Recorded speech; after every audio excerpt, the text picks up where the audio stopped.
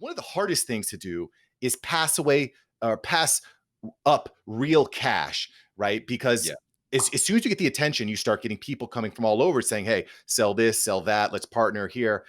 And one of the interesting things that I heard you say in your discussion with John Lee Dumas on Entrepreneurs on Fire, who's also a previous After Hours entrepreneur, by the way. Yeah, I saw that. Yeah, great guy, great conversation.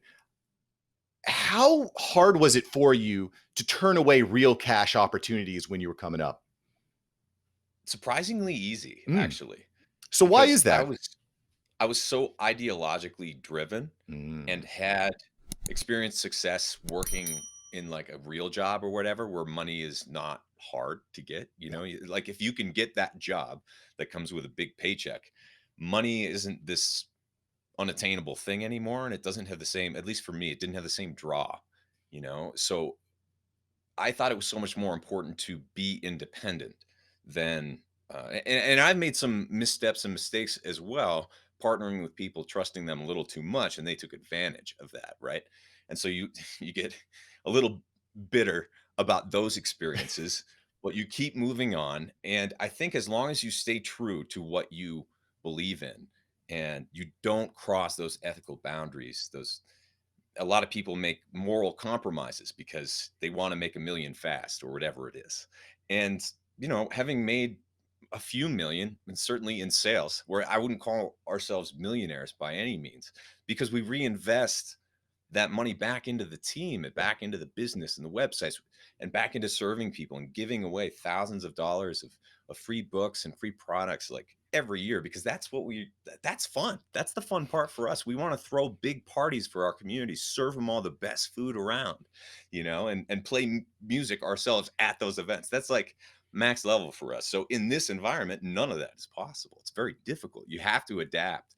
And so for us, that's what we've been trying to do a long time.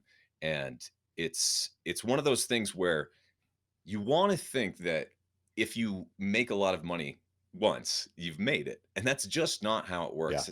You know, people who are personal friends of mine who have literally made hundreds of millions of dollars, I've been so just shocked by how much their lives really haven't changed very much at all. Once you're above water, once you're not getting into debt, once you're not losing money and you have enough, then really, I would say double down on what you believe in, Yeah, I love because that. we need that.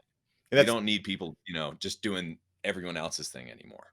yeah, I mean that's the classic Maslow's hierarchy of needs, right? Like get your basic needs met and then kind of move up that ladder. And a great example of long-term thinking. I was watching Shark Tank the other night, and there was a girl who's pitching, and they started getting into her investments. She had raised $35,000. Her company is grossing, I think, $4 million a year. She had sold 75% of her business within the first 6 months. Because Wow. she got caught up in that short-term thinking. It's really easy, but it's really dangerous. And I kind of want to pivot that a little bit. Of course, we're talking to Abel James here from the fatburningman.com, top rated podcaster. And I want to talk a little bit about how you made these great collaborations because you've been on TV, you've worked with people like Sean T, the Beachbody community. He's the creator of the Insanity Workout, if I'm not mistaken. Mhm. How did you Yeah. make these connections with these major players in the field? There have been a few, in the music area. The Tim McGraw band got in touch, the band leader named Denny, a few years ago, and he lost an incredible amount of weight, and a lot of people in the band lost 20 to 40 plus pounds. They went sober and just like they got in touch with me. A lot of times people just sent me a message on LinkedIn many years ago or a DM on some other network, or a lot of times just emails. And then some of the other opportunities have come by paying attention to people who are even just mentioning me online Mm, somewhere. And through those gigs have come out of that. The TV one in particular, I think someone just tweeted at me. They're just from the casting company for ABC Disney that hired me for that show.